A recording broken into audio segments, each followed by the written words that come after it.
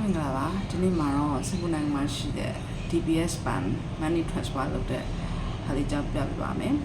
အခုကအရင်တော့နဲ့မတူဘဲနဲ့ပုံစံတစ်မျိုးလေးဖြစ်သွားတယ်ပေါ့နော်အဲဒီခါကျတော့မလုပ်တတ်တဲ့သူတွေရှိတယ်အဲအကြောင်းဒီနေ့ဘယ်လိုလွှဲရမလဲဆိုတာကိုပြပြပေးသွားမှာဖြစ်ပါတယ်အရင်ဆုံးဒီ DBS Bank app ထဲဝင်လိုက်ပါနော်အမိတော်ရေးဆိုရင်တော့transfer money ရောနေပါပြီးရင်ဒီမှာပေးနှောင်းရှိတယ်ပေါ့နော်ပေးနှောင်းနဲ့ဝင်ပါ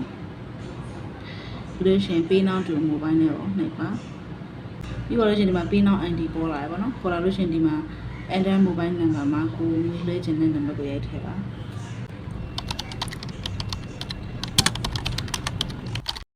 ထည့်ပြီးတော့ရင်အောက်က add to recipient list ဆိုတဲ့ခလုတ်လေးကိုဖွင့်လိုက်ပါ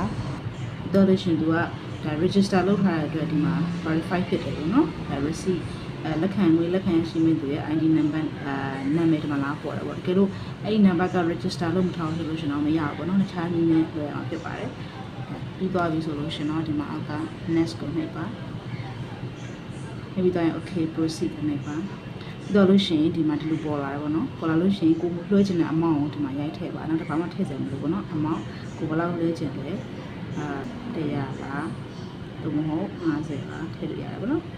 ထည့်ပြီးတော့ကျွန်တော်ဒီမှာဒီအောက်က next clip နဲ့လည်းရပါတယ်ပေါ့နော်အခုအဲ့ဒီပြပြသွားတာအသုံးဝင်ပါလို့ထင်ပါတယ်ကျန်တဲ့ဆိုရင်တော့ like follow share လုပ်ပေးပါအောင်နော်အားလုံးကိုကျေးဇူးတင်ပါတယ် bye bye